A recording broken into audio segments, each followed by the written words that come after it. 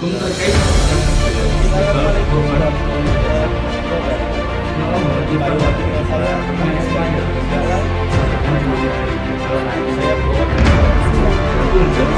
Sejak 19 Agustus 2022, Putri Chandrawati, istri Irjen Verdi Sambo, ditetapkan oleh KPK.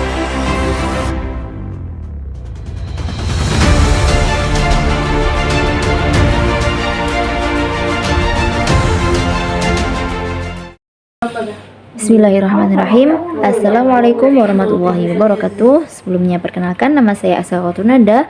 Di sini saya dari kelompok 4 sebagai moderator, di mana ada tugas kelompok dari Pancasila, yakni untuk mencari fenomena atau peristiwa di Indonesia yang tidak sesuai dengan paradigma Pancasila. Dan kita disuruh untuk memberikan sebuah alasan mengapa fenomena atau peristiwa tersebut tidak sesuai dengan paradigma di Pancasila, dan juga kita disuruh untuk memberi sebuah solusi yang agar dapat mengatasi fenomena tersebut. Assalamualaikum warahmatullahi wabarakatuh. Kembali lagi dengan saya Ahmad Zaim Mukhlisya'la.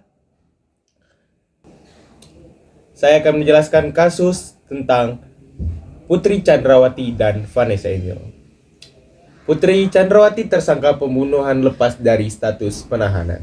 Ya, Putri Chandrawati sudah ditetapkan sebagai tersangka pembunuhan berencana Brigadir J dengan 4 orang lainnya, termasuk Irjen Verdi Sambo.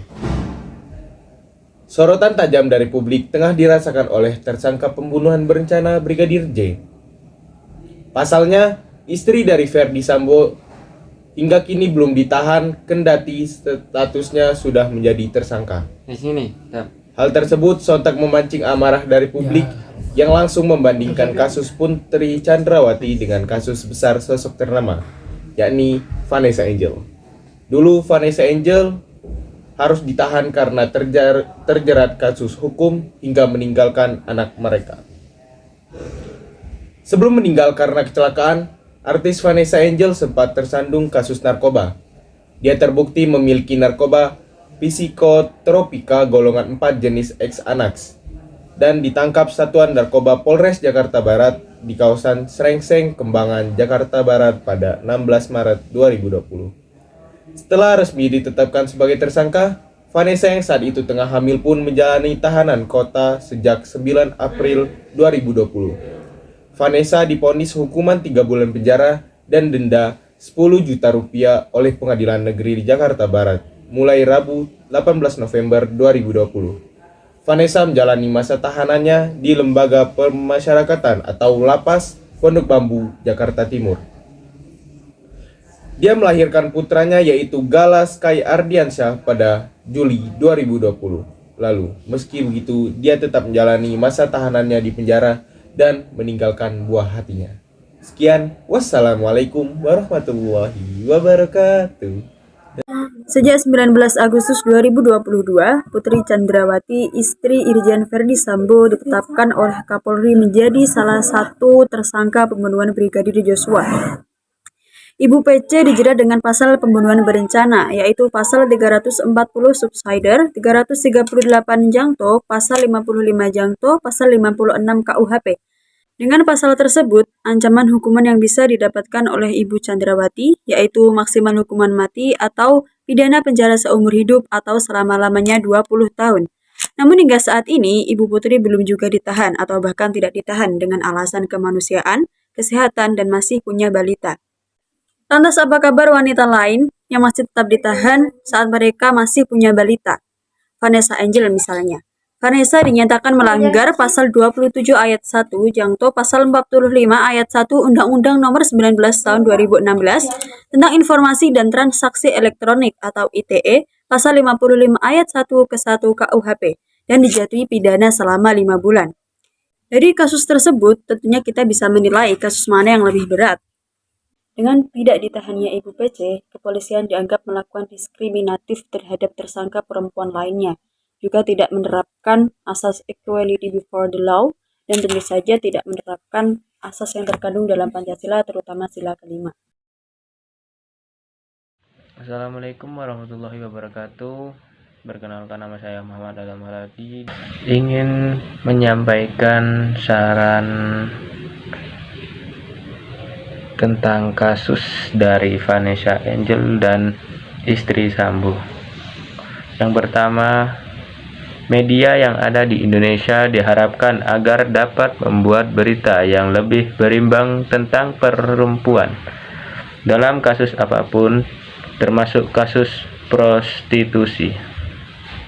Dan yang kedua, media di Indonesia juga diharapkan lebih banyak dalam mengevaluasi penulisan berita seorang jurnalisnya sebelum diterbitkan agar tidak ada kesalahan penulisan dan penggunaan bahasa yang dapat membuat opini masyarakat salah tafsir terhadap sebuah kasus.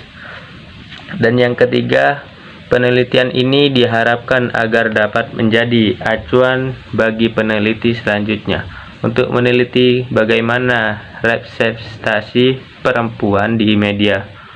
Saran dari Ketua LPAI yakni Bapak Seto Mulyadi agar tidak dipisahkan dengan anaknya yang masih berusia di bawah 3 tahun atau balita. Pihak LPAI menilai hal tersebut sangat penting untuk pertumbuhan putrinya. Assalamualaikum warahmatullahi wabarakatuh.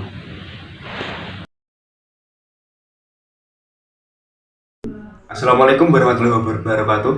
Perkenalkan, nama saya Indra Afriza Pradana, Pancasila. Di sini saya akan menjelaskan tentang latar belakang kasus Nenek Asyani. Panggung Hukum Indonesia sempat riuh. Pasalnya, seorang nenek ringkih bernama Asyani terpaksa duduk akibat didakwa mencuri kayu jati di kawasan hutan produksi pada tanggal 7 Juli 2014. Beliau dijerat dengan pasal 12 Junto pasal 83 ayat 1 Undang-Undang Pencegahan dan Pemberantasan Perusakan Hutan dengan ancaman 5 tahun penjara. Kasus ini sangat menyita perhatian publik, terutama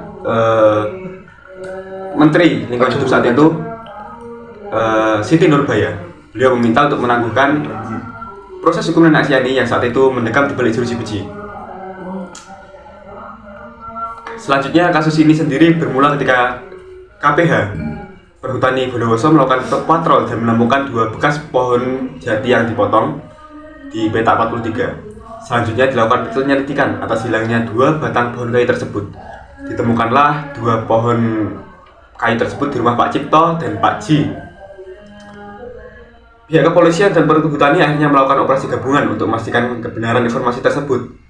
Benar saja, ditemukan pohon kayu itu dan dilakukan interogasi di rumah Pak Cipto dan Pak Pit. Beliau berdua menjelaskan bahwa kayu itu titipan dari Nenek Asyani yang diangkut menggunakan pick up. Mereka menduga kayu itu milik perhutani karena dilakukan pengecekan, dan mereka berdalih kayu di desa dan di perhutani itu motifnya berbeda. Potret kasus Nenek Asyani ini membuktikan bahwa supremasi hukum di negara kita masih ringkih. Buktinya, untuk menyeret kasus Nenek Asyani ke meja hijau tidak membutuhkan waktu yang lama. Sementara ini masih banyak korupsi yang belum terselesaikan, sebut saja kasus EKTP, Hambalang, Senturi, dan masih banyak lagi. Yang jelas-jelas itu merugikan negara dan masyarakat triliunan rupiah. Terima kasih. Wassalamualaikum warahmatullahi wabarakatuh. Waalaikumsalam. Kasus yang melibatkan Nenek Asyani menjadi potret supremasi hukum yang ringkih. Hukum tampil tak berdaya ketika menangani korupsi yang melibatkan pihak-pihak elit, tapi pada saat yang bersamaan malah garang kepada orang-orang yang lemah. Buktinya, untuk menyeret Nenek Asyani ke meja hijau, penegak hukum tidak memerlukan waktu yang lama. Berbeda dengan penanganan skandal Bank Senturi yang merugikan negara sampai 6,7 triliun, ya bahkan sampai saat ini tidak jelas kemana ujung pangkalnya. Nenek Asyani dijerat pasal 112 pasal 83 ayat 1 Undang-Undang Pencegahan dan Pemberantasan Perusakan Hutan dengan hukuman paling singkat 1 tahun dan maksimal 5 tahun dengan masa percobaan 18 bulan, denda 500 juta subsider atas dakwaan pembalakan beberapa kayu milik PT Perhutani Situbondo, Jawa Timur pada 2014 silam.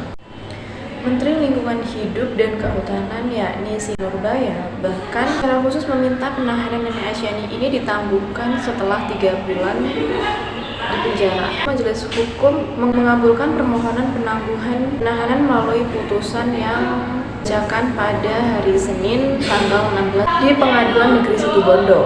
Para politikus mengumbar simpati untuk Nenek Asyani dan menyatakan bersedia sebagai penjaminnya Nenek Asyani. Ini menjadi permasalahan dalam paradigma Pancasila, yang mana dalam silanya yang kelima itu disebutkan bahwa keadilan sosial bagi seluruh rakyat Indonesia itu tidak diamalkan dalam kasusnya. Bismillahirrahmanirrahim. Baik, di sini saya akan menjelaskan solusi atau saran dari kasus Nenek Asyani. Beginilah potret hukum di tanah air kita. Ada banyak kasus besar yang jelas-jelas merugikan negara karena ulah penggarong uang negara, nasib kasusnya tidak jelas. Para koruptor bebas berlenggang, berleha-leha di luar negeri, tidak tersentuh hukum. Kisah yang dialami Nenek Asyani ini benar-benar menggambarkan pepatah yang populer di masyarakat. Hukum di negeri ini tumpul ke atas, tajam ke bawah. Bercermin dari kasus-kasus seperti ini, ke depan kita perlu memikirkan kembali upaya-upaya penanganan kasus-kasus pidana yang dilakukan oleh warga miskin yang sifatnya mediasi dan preventif, agar hak memperoleh keadilan sebagaimana dijaminkan oleh konstitusi bisa tercapai. Mengingatkan keberadaan Undang-Undang Nomor 13 Tahun 1998 tentang kesejahteraan lanjut usia, khususnya pasal 5 dan pasal 18 yang menjamin pelayanan khusus bagi lansia untuk layanan dan bantuan hukum. Termasuk dalam hal ini adalah pemberian kemudahan layanan dan bantuan hukum dimaksudkan untuk melindungi dan memberikan rasa aman kepada lanjut usia dan bantuan hukum di luar dan atau di dalam pengadilan. Seperti halnya tujuan negara kita adalah melindungi segenap Indonesia dan seluruh tumpah darah Indonesia. Dengan demikian, substansi hukum yang dikembangkan harus merupakan perwujudan sila-sila yang terkandung dalam Pancasila. Sekian dari saya, terima kasih. Wassalamualaikum warahmatullahi wabarakatuh. Nyawa Muhammad Irfan Bahri nyaris melayang karena sabetan celurit milik begal Arik Saifullah. Beruntung dia bisa membela diri. Namun, upaya MIB membela diri malah dipandang lain oleh kepolisian Mapolrestro Bekasi Kota. Dia malah ditetapkan sebagai tersangka. Sebab upaya membela diri yang dilakukan malah menyebabkan nyawa Arik melayang. Tindakan MIB dinilai sudah sesuai dengan pasal 351 ayat 3 KUHP tentang hilangnya nyawa seseorang. Langkah polisi yang segera menetapkan MIB sebagai tersangka menuai kontra di masyarakat. Bagaimana mungkin upaya membela diri dari kejahatan malah berujung bui? Langkah yang diambil polisi terbilang buru-buru. Seharusnya diperiksa terlebih dahulu apa itu tindakan pembelaan diri atau tindakan kekerasan, dan hukuman yang dijatuhkan kepada MIB tidak adil karena ia berupaya membela diri dari begal, dan itu sangat menyalahi sila Pancasila kelima, yaitu keadilan sosial bagi seluruh rakyat Indonesia.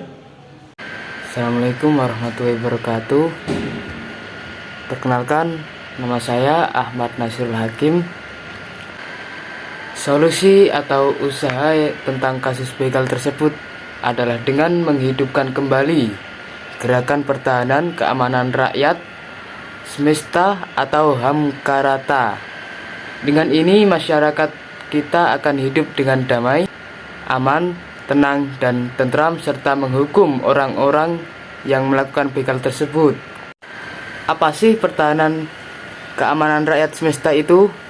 Itu adalah sistem pertahanan negara yang dianut oleh Indonesia sesuai Undang-Undang Rakyat Indonesia Nomor 34 Tahun 2004. Hamkarata adalah sistem pertahanan yang bersifat semesta, yang melibatkan seluruh warga negara, wilayah, dan sumber daya nasional lainnya, serta dipersiapkan secara dini oleh pemerintah dan diselenggarakan secara total, terpadu, terarah, berkesinambungan, dan berkelanjutan untuk menegakkan kedaulatan negara. Mempertahankan keutuhan wilayah negara kesatuan Republik Indonesia dan melindungi keselamatan segenap bangsa dari setiap ancaman. Saran untuk Kapolda dalam kasus bela diri begal ini untuk mengundang gelar perkara yang terjadi dengan pihak kejaksaan, tokoh masyarakat, dan agama di sana untuk minta saran masukan. Layak tidakkah perkara ini dilakukan proses hukum? legitimasi masyarakat akan menjadi langkah dasar Polda selanjutnya.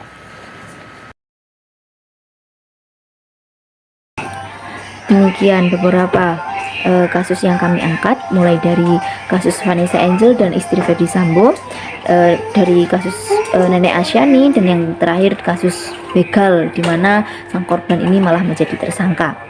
Sekian dari kami. Bila mungkin ada kritikan, saran atau pertanyaan, bisa nanti diutarakan kepada kami. Kurang lebihnya mohon maaf. Wassalamualaikum warahmatullahi wabarakatuh.